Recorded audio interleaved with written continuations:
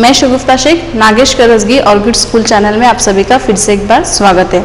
बच्चों, हमने पिछली तासिका में कक्षा 4 हिंदी पाठ्य पुस्तिका का पाठ क्रमांक 11 हिदायत है, इस पाठ को हमने पढ़ा था। इस पाठ को पढ़ने के पहले हम पत्र लेखन क्या होता है, पत्र लेखन के प्रकार कितने हैं, ये हमने देखा था। तो पत्र लेखन के 2 प्रकार होते हैं, औपचारिक पत्र और अनौपचारिक पत्र।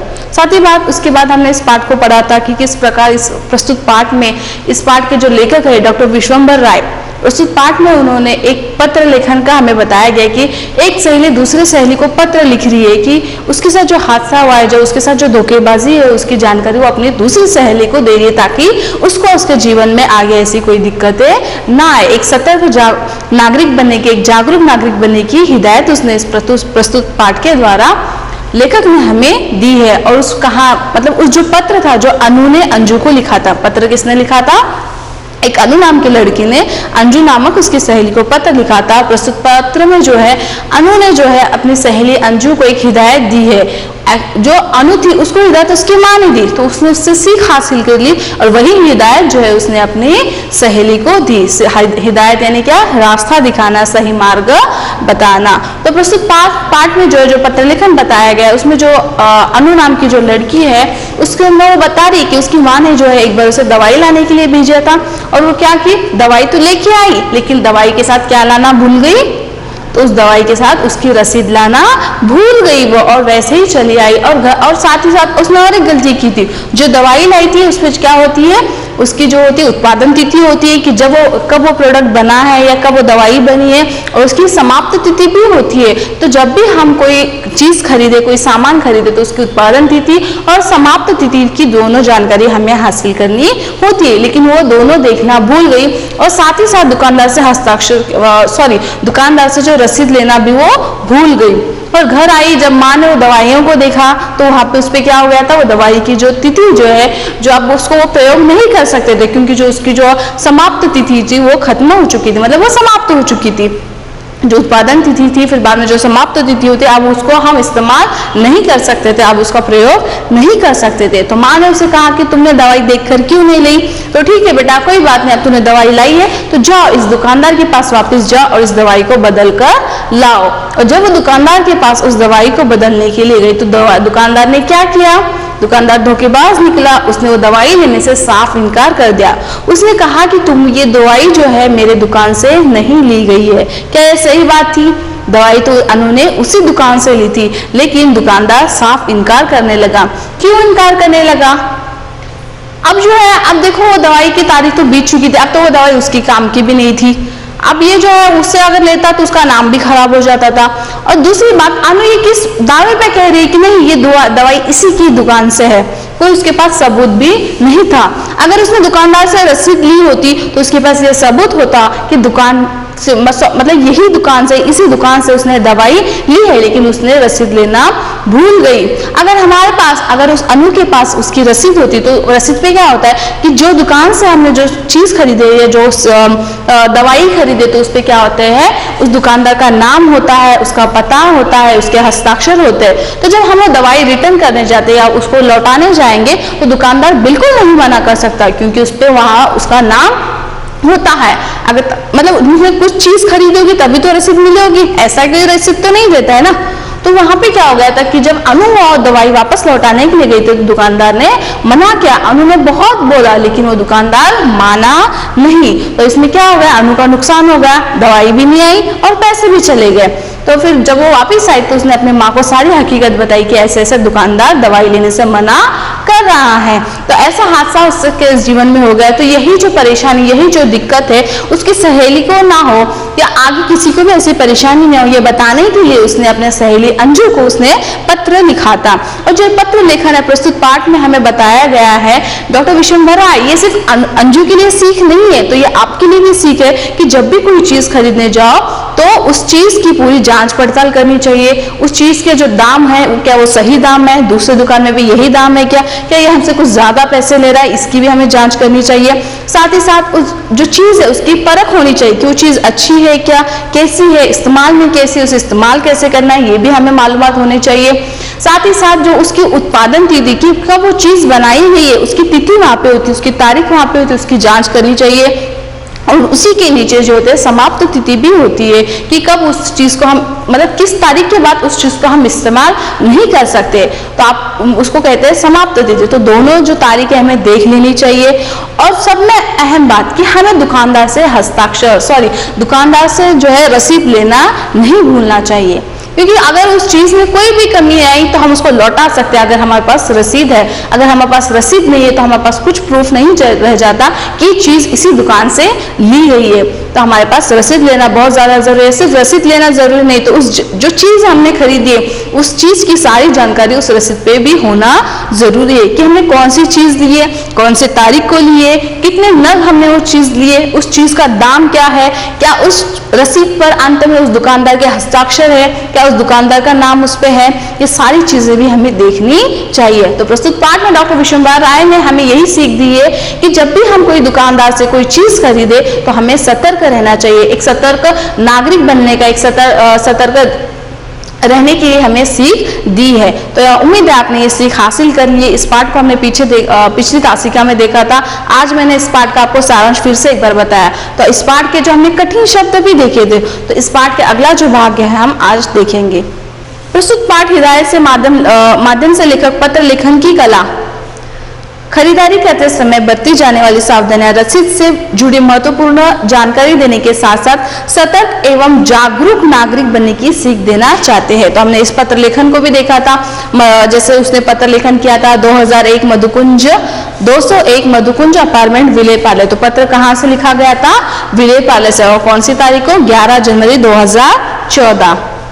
तो इस पत्र को हमने देखा था। साथ ही साथ हमने पिन कोड क्या होता है ये देखा था। पिन कोड का संक्षिप्त रूप था पोस्टल इंडेक्स नंबर, और ये 6 डिजिट का 6 अंकों का होता है। तो पोस्ट कोड का यह भी उपयोग था कि पिन कोड का ये महत्व था कि हम जल्दी से उस पत्र को उसके स्थान पर पहुंचा सकते हैं।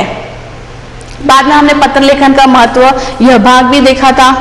पत्रों के प्रकार, औपचारिक पत्र, अनौपचारिक पत्र, पत्र के अंग देखे थे कि पत्र लेखन करते समय कौन कौन सी चीजें होना बहुत ज्यादा जरूरी है।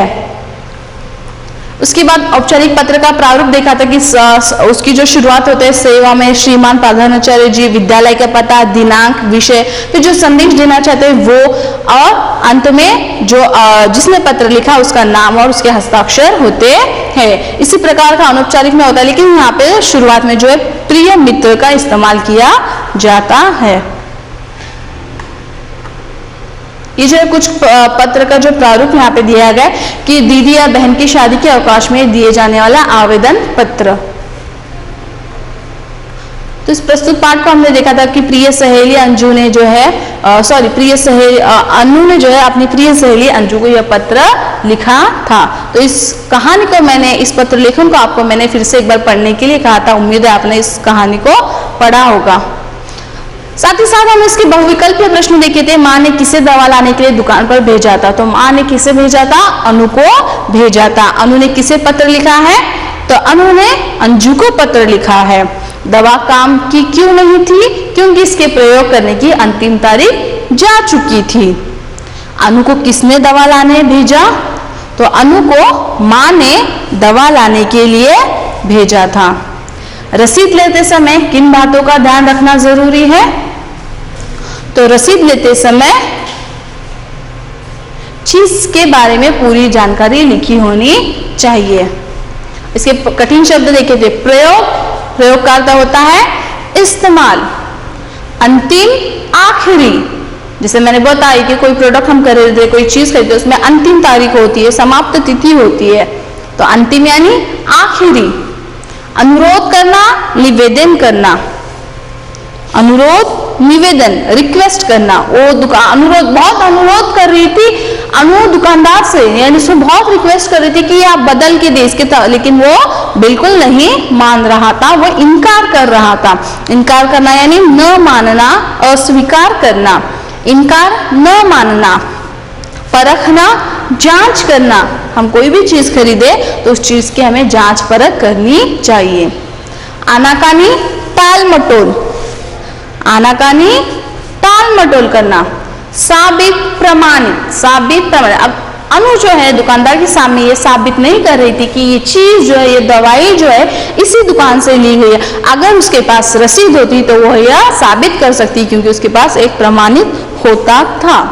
मुश्किल, कठिन, हिदायत, रास्ता दिखाना। प्रस्तुत पाठ में जो है डॉक्टर विश्वंभर राय ने हमें एक हिदायत दी है कि किस तरह से हमें एक सतर्क एवं जागरूक नागरिक बनना है। इस प्रकार की हिदायत हमें प्रस्तुत पाठ से दी गई है।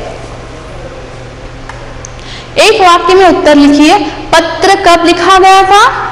तो पत्र जो है 11 जनवरी 2014 को लिखा गया था। दूसरा प्रश्न था, पत्र कहां से लिखा गया? जो पत्र जो है विले पार्ले से लिखा गया है। यह हमें कैसे पता चल रहा है? क्योंकि पत्र के जो है शुरुआत में है बाईं ओर पे कहां से पत्र लिखा गया, किस तारीख को पत्र लिखा गया, ये सारी जानकारी वहां पे लिखित है। तो जब भी हम पत्र की शुरुआत करें तो पत्र के बाईं और ये सारी जानकारी लिखना बहुत ज्यादा जरूरी है। अनु क्या लाने दुकान पर गई थी? बिल्कुल सही, तो अनु जो है दवाई लाने के लिए दुकान पर गई थी। अगला जो प्रश्न है, दवा लेते समय अनु से कौन सी भूल हो गई? वो अनु ने दवा तो लाई, लेकिन उससे क्या गलती हो गई? अनु रसीद लेना भूल गई और उसने ऐसी दवाइयां खरीदी जिनकी तारीख बीत चुकी थी, अब उसका इस्तेमाल नहीं किया जा सकता। अगर ऐसी दवाइयों का हम इस्तेमाल करेंगे तो इसके हमें नुकसान होगा। तो जब भी कोई चीज की तारीख बीत चुकी है तो ऐसे जो चीजें हमें बिल्कुल इस्तेमाल नहीं करना चाहिए। रसीद पर किसके हस्ताक्षर होना जरूरी है? रसीद पर किसके हस्ताक्षर होना चाहिए या होना जरूरी है? तो रसीद पर बेचने वाले के हस्ताक्षर होने चाहिए। मतलब जो दुकानदार होता है उस दुकानदार के हस्ताक्षर कि किसने ये चीज हमें दी है, उसके हस्ताक्षर होना बहुत ज्यादा जरूरी है। तो चलिए इसका अगला भाग आज हम देखेंगे, प्रश्नों के उत्तर लिखिए। प्रश्नों के उत्तर लिखिए में प्रश्न पहला, पेज नंबर 74 पे देखिए। निम्नलिखित प्रश्नों के उत्तर लिखिए। इसका पहला प्रश्न है, अनु ने अंजू को क्या बताने के लिए पत्र लिखा? जो पत्र जो है अनु ने अंजू को लिखा था, तो क्या बताने के लिए अनु ने जो है यह पत्र लिखा था? यह बताने के लिए कि दुकान से चीजें खरीदते समय किन किन बातों का ध्यान रखना चाहिए। देखिए अनु ने इस वजह से अंजू को पत्र लिखा कि जब भी हम दुकान से कोई चीज खरीदे तो जाके सिर्फ पैसे दे के आना, वो चीज खरीदना ऐसा नहीं होता। तो उस चीजें खरीदते समय किन किन बातों का ध्यान रखना है, किन किन बातों का, कि वो जो चीज है उसकी मतलब उसका दाम आपको अच्छे से पता होना चाहिए, उस चीज की जांच परख करनी चाहिए, और साथ ही साथ उसकी जो है उत्पादन तिथि, समाप्त तिथि आपको उसकी जांच करनी चाहिए, और दुकानदार से जब चीजें ले रहे तो उसकी रसीद भी होना चाहिए। तो यह सब बातें बताने के लिए अनु ने अंजू को पत्र लिखा था। दूसरा है, दवा को देखने के बाद अनु ने माँ से क्या कहा? दवा को देखने के बाद माँ ने अनु से क्या कहा? दवा लाने गई थी अनु, तो अनु को माँ ने क्या कहा? जब उसने दवाई रिटर्न लेके आई तो माँ ने अनु से क्या कहा? माँ ने अनु से कहा, तुमने दवा देखकर क्यों नहीं ली? ऐसा क्यों कहा माँ ने? क्योंकि जो है दवाई की जो है अंतिम तारीख जो थी वो समाप्त हो चुकी थी। मतलब समाप्त होने, वो खत्म होने की तारीख होती है कि अब जैसे आज मैंने बोला कि 8/9/2020, अब ये तारीख को कोई दवाई अंतिम तिथि है, तो अगर मैं वही दवाई 9/9/2020 को उसकी दवाई का इस्तेमाल नहीं कर सकती थी, तो इस प्रकार उस तारीख को जो है बीत चुकी थी, अब उसका प्रयोग नहीं किया जा सकता था। इसलिए माँ ने जब उसकी तिथि देखी, जब उसकी तारीख देखी, तो माँ ने अनु से कहा कि तुमने दवा देखकर क्यों नहीं ली? अगर अनु दवा देखकर लेती तो वो ऐसी दवाई लाती बिल्कुल नहीं। तो आप भी जब भी कोई चीज खरीदे तो यह बात ध्यान में रखिए कि उसकी तारीख आपको देखनी है। अगला है, माँ ने अनु को क्या समझाया? माँ ने अनु को क्या समझाया? जब अनु ने यह गलती की तो माँ ने अनु को क्या समझाया? माँ ने अनु को समझाया कि यदि तुमने दवा के साथ रसीद भी ली होती तो दुकानदार दवा वापस लेने से इनकार करने की हिम्मत नहीं करता। अब जो है, जो दवाई की अंतिम तारीख तो बीत चुकी थी, जब वो लौटाने के लिए गई थे तो दुकानदार ने साफ इनकार कर दिया कि ये जो दवाई है ये मेरी दुकान की नहीं है।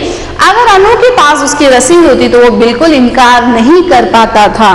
तो माँ अनु को यही समझा रही है कि अगर तुमने उस दुकानदार से रसीद ली होती तो उसकी इतनी हिम्मत ही नहीं होती कि वो दवा वापस न ले। तो माँ ने अनु को यह समझाया कि अगर तुमने रसीद ली होती तो दुकानदार की इतनी हिम्मत नहीं होती। तो जब भी आप कोई चीज खरीदे तो उसकी रसीद लेना बिल्कुल नहीं भूलना। चौथा प्रश्न है, चीज की रसीद लेना क्यों जरूरी है? किसी चीज की रसीद लेना क्यों जरूरी है? रसीद ना होने पर यह साबित कर पाना मुश्किल होता है कि चीज अमुक दुकान से खरीदी गई है। अब मैंने कोई चीज लाई, मैंने बोला ये दुकान से ली है, क्या प्रूफ है, क्या आपके पास क्या प्रमाण है कि ये चीज यहीं से खरीदी गई है? कल को कुछ उस चीज को हो गया तो क्या मतलब क्या आपके पास प्रमाण है कि नहीं ये चीज यहीं से है? अगर हम उसकी रसीद लेते हैं तो उस रसीद पे उस दुकानदार का नाम होता है, उसकी तारीख होती है, उसके हस्ताक्षर होते हैं, तो हमारे पास एक प्रमाण होता है कि नहीं ये चीज यही दुकान से खरीदी गई है। तो इस प्रमाण के लिए हमें किसी बात को साबित करने के लिए हमें रसीद होना बहुत ज्यादा जरूरी है। तो रसीद ना होने पर यह साबित कर पाना मुश्किल होता है कि चीज अमुक दुकान से खरीदी गई है। अगला अंतिम प्रश्न है, इस पाठ से हमें क्या शिक्षा मिलती है? प्रस्तुत जो पाठ है हिदायतें, तो इस पाठ से हमें क्या शिक्षा मिली है? तो प्रस्तुत पाठ से हमें किसी भी चीज की जांच पड़ताल करने की और उसकी रसीद लेने की सीख मिलती है। फिर से एक बार दोहराती हूँ कि प्रस्तुत पाठ से हमें यह सीख मिले कि जब भी कोई चीज खरीदे तो उसकी जांच पड़ताल करनी चाहिए, उसकी तारीख देख लेनी चाहिए, उसकी अंतिम तारीख देख लेनी चाहिए और उसकी रसीद भी लेना चाहिए। तो यह सीख जो हमें प्रस्तुत पाठ से मिली है। अगला जो प्रश्न है, प्रश्न चौथा, भाषा बोध का यह प्रश्न है, दिए गए शब्दों के समानार्थक शब्द चुनकर लिखिए।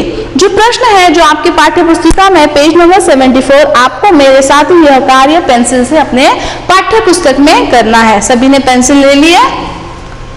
तो चलिए इस प्रश्न को हम छुड़वाते हैं। दिए गए शब्दों के समानार्थक शब्द चुनकर लिखिए। समानार्थक शब्द यानी पर्यायवाची शब्द होते हैं कि दोनों शब्द अलग होते हैं लेकिन दोनों शब्दों का अर्थ जो है एक ही होता है। तो कोष्टक में आपको सही जवाब दिए गए, बस उस कोष्टक में से जो सही जवाब कौन से शब्द का है उसको आपको ढूंढकर लिखना है या चुनकर लिखना है।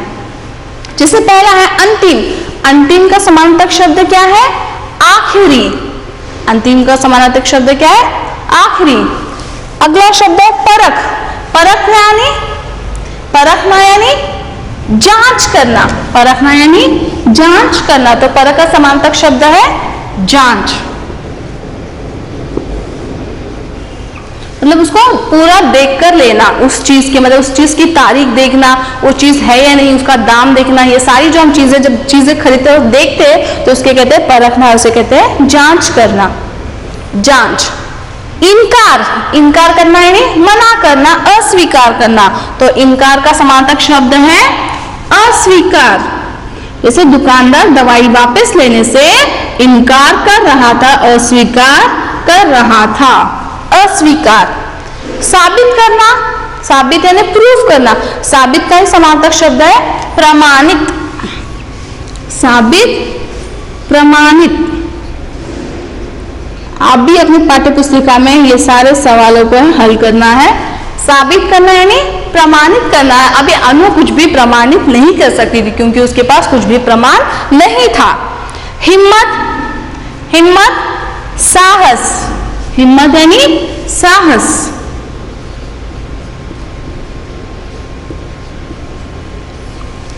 निडर होता है। ध्यान, ख्याल।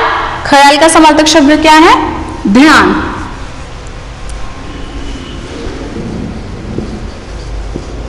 जब भी हम दुकान से कोई चीज खरीदे तो हमें ध्यान में होना चाहिए कि हमें उससे रसीद लेनी है, या जब भी कोई हम चीज खरीदे तो दुकानदार से रसीद लेना है, हमें ख्याल में होना चाहिए। ख्याल होना यानी ध्यान में होना चाहिए। तो अंतिम, आखिरी, परख, जांच। इनकार, अस्वीकार, साबित, प्रमाणित, हिम्मत, साहस, ध्यान, ख्याल, ध्यान। तो चलिए अगला प्रश्न देखते हैं। प्रश्न 5वां, पढ़िए, समझिए और लिखिए। तो ये जो प्रश्न है ये जोड़ शब्द प्रश्न है। जोड़ शब्द किसे कहते हैं? एक शब्द आधा होता है, दूसरे पूर्ण शब्द को जोड़ा जाता है। तो ऐसे प्रकार के शब्दों को जोड़ शब्द कहा जाता है। हमने पहले भी जोड़ शब्द पढ़े हैं। सिर्फ आपको यहाँ पे जोड़ शब्द दिए गए तो उस प्रकार के शब्द आपको बनाकर लिखना है। जैसे यहाँ पे त, ये आधा तो है जो है ये पूर्ण न को जोड़ा गया, तो क्या बोले? त्न। क्या पढ़ता है इसको? त्न। तो इसका एक शब्द यहाँ पे आपको दिया गया उदाहरण के तौर पे, प्रयत्न। जब जोड़ शब्द होता है, जो ये त आधा है, तो इसका जो उच्चार होता है हमें जल्दी से करना होता है। तो ये क्या होगा? प्रयत्न। यहाँ पे देखिए त को न जोड़ा गया। रत्न, रत्न। अगला है रत्नाकर। तो इसी से और एक शब्द, जैसे त को न जोड़ा गया हो ऐसा शब्द बनाना है, यहाँ पे बनाया गया रत्नागिरी। तो आगे आपको और कुछ 4 शब्द दिए गए, इसके शब्द आपको बनाना है। जैसे आधा ध जो है य को जोड़ा गया है, तो ये क्या बनेगा? ध्य। क्या बनेगा? ध्य। तो ध्य का दूसरा शब्द बनाया गया है ध्यान। मध्य, अध्यापक। तो बताइए ऐसा ध को य जोड़ा गया शब्द, कोई भी एक शब्द बताइए। जैसे मैं लिख रही हूं अध्ययन, अध्ययन। आधा ध जो है पूर्ण य को जोड़ा गया है, अध्ययन। तो ये क्या हो गया? अब ये जो है देखिए मैंने यहाँ पे क्या किया? अध्ययन लिखा है सिर्फ, तो हमें पूर्ण लिखना है अध्ययन। तो और एक आएगा अध्ययन, यानी पढ़ाई करना। अध्यापक, अध्ययन। अगला है क। क को य जोड़ा गया तो बनेगा क्य। क्या बना है? क्य। तो इससे शब्द बना है वाक्य, क्या, चाणक्य। यहाँ पे क्या? तो ऐसा ही क आधा क जो है य को पूर्ण जोड़ा, ऐसा शब्द और एक बताइए। क्योंकि, क्यों, क्यों भी आएगा, क्योंकि ये भी आएगा, या फिर क्यों। ऐसा नहीं कि यही शब्द आपको लिखना है, आप खुद से भी बना सकते हैं, लेकिन ये ध्यान में रखिए कि जो शब्द बताया गया उसी का होना चाहिए। आधा स जो है पूर्ण क को जोड़ा क, तो इसका बनेगा पुरस्कार, तिरस्कार, चस्का, मस्का।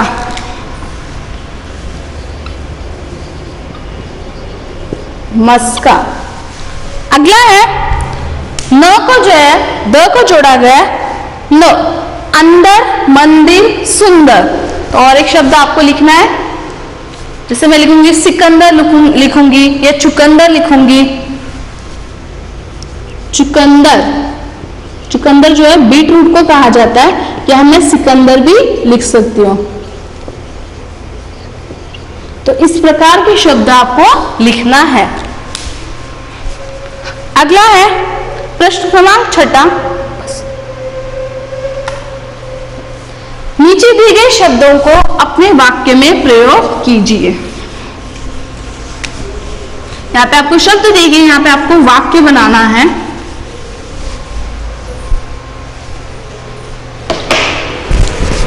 खरीदते, तो खरीदे शब्द का इस्तेमाल कर आपको वाक्य बनाना है। दुकान से सामान खरीदते समय सावधान रहे। दुकान से सामान खरीदते या चीजें खरीदते, सामान खरीदते समय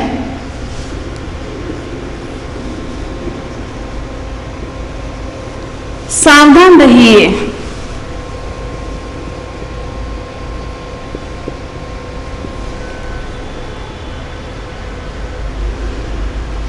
ये होगा खरीदते। तो इसी प्रकार अन्य शब्दों को भी लिखना है। अनुरोध, अनुरोध करना यानी निवेदन करना।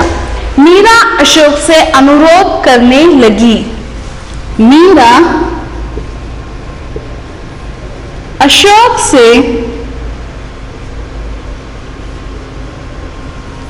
अनुरोध करने लगी, यानी निवेदन करने लगी।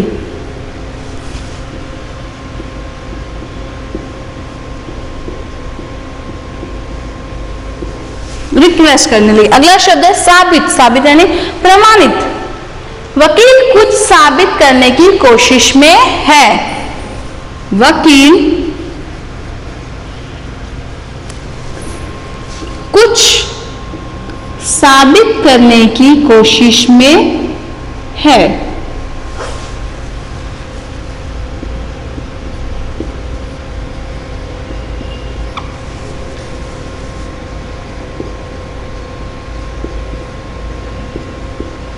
कोशिश में है। आप अपने मन से भी वाक्य बना सकते हैं, बस यह शब्द उसमें होना चाहिए और वो महत्वपूर्ण, मतलब वो अर्थपूर्ण होना चाहिए। इनकार करना, मना करना। हमें रिश्वत लेने देने से इनकार करना चाहिए। हमें रिश्वत लेने देने से इनकार यानी मना करना चाहिए।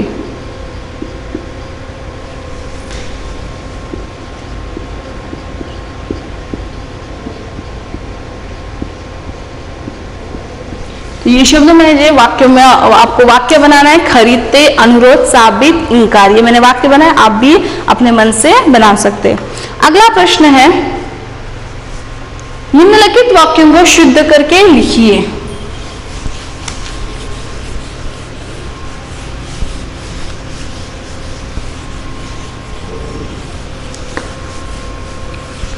तो यहाँ पे आपको वाक्य दिए गए, लेकिन वो वाक्य शुद्ध नहीं है, तो आप उस वाक्य को सही क्रम में आपको उस वाक्य को लिखना है। जैसे अनु ने अंजू को पत्र लिखी, ये तो सही वाक्य नहीं है, तो इसका सही वाक्य क्या होगा? अनु ने अंजू को पत्र लिखा। तो इस तरह से राधा ने पतंग उड़ाया, ये तो सही रूप नहीं है, तो यहाँ पे क्या आएगा? राधा ने पतंग उड़ाई। राधा ने पतंग उड़ाई, ये इसका सही रूप है। बस यहाँ पे आपको सही रूप में शब्द पूर्ण दिए गए और आपको सही रूप में। दीपक ने मधुर 3 गीत गाए, तो यहाँ पे क्या आएगा? दीपक ने 3 मधुर गीत गाए। दीपक ने 3 मधुर गीत गाए।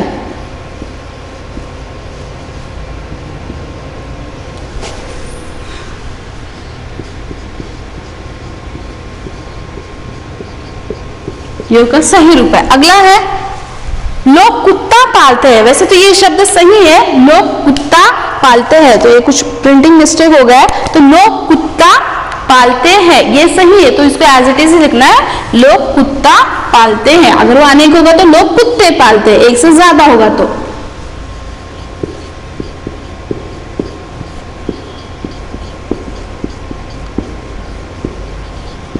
जो नहीं है वही ये, वैसे तो ये सही वाक्य, लोग कुत्ता पालते हैं।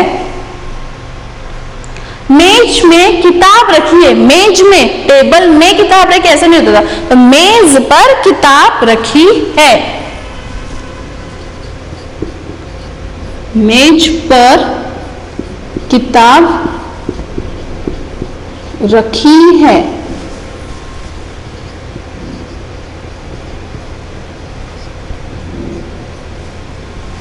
अंतिम है, रंगीन मोर के पंख अच्छे लगते हैं। तो यहां पे सही क्या आएगा? मोर के रंगीन पंख अच्छे लगते हैं। मोर के रंगीन पंख अच्छे लगते हैं।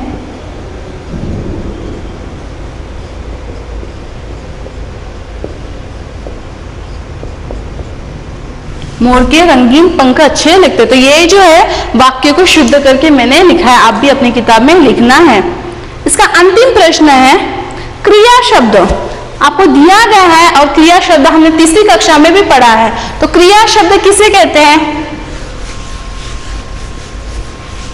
जब कोई क्रिया हो रही है, जिस शब्द से हमें पता चलता है कि यहाँ पे क्रिया हो रही है, उस शब्द को हम कहेंगे क्रिया शब्द।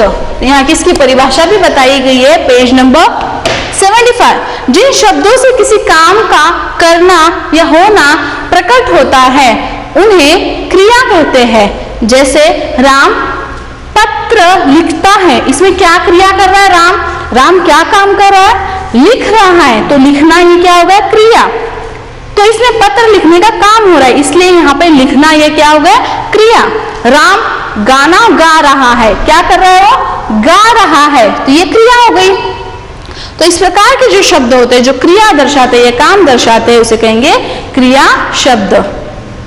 तो यहाँ पे सिर्फ आपको बता दो, निम्नलिखित वाक्यों से क्रिया शब्द चुनकर लिखिए। जैसे माँ ने अनु को दुकान पर भेजा, तो क्या भेजा? ये क्या हो गई? क्रिया। अगला शब्द है दुकानदार धोखेबाज निकला, तो यहाँ पे क्रिया शब्द क्या आएगा? निकला। तो यहाँ पे आपको उसको अलग करके लिखना है। अगला है पेड़ पर चिड़िया बैठी है, तो यहाँ पे क्या आएगा? बैठी है।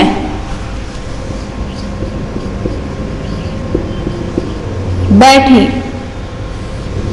अगला है श्यामा ने पुस्तक पढ़ी, श्यामा ने पुस्तक पढ़ी, तो यहाँ पे क्रिया शब्द क्या आएगा?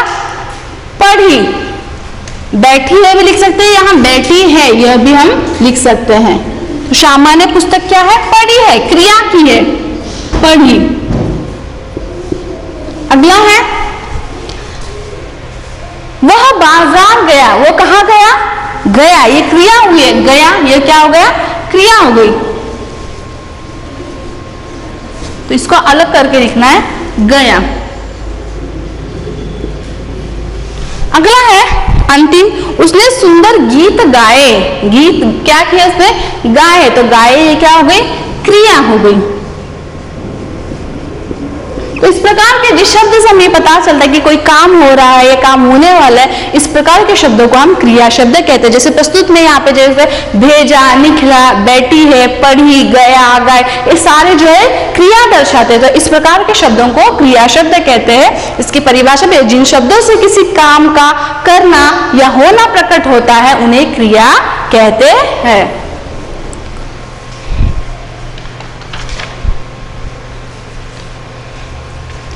आज जो हमने पाठ जो देखा था हिदायत है, इसके जो लेखक थे डॉक्टर विश्वंभर राय। प्रस्तुत पाठ की जो सीख मैंने तुमको शुरुआत में ही बताई थी कि किस तरह से हमें एक सतर्क, एक जागरूक नागरिक बनने की बहुत ज्यादा जरूरत है। तो प्रस्तुत पाठ में हमें यही सीख मिली है कि दुकान से चीजें लेते समय कौन किन बातों की हमें मतलब जानकारी होनी चाहिए, चीजें खरीदते समय कौन सी सावधानियां बरतनी चाहिए, किस प्रकार से हमें एक सतर्क और जागरूक नागरिक बनने की बहुत ज्यादा जरूरी है।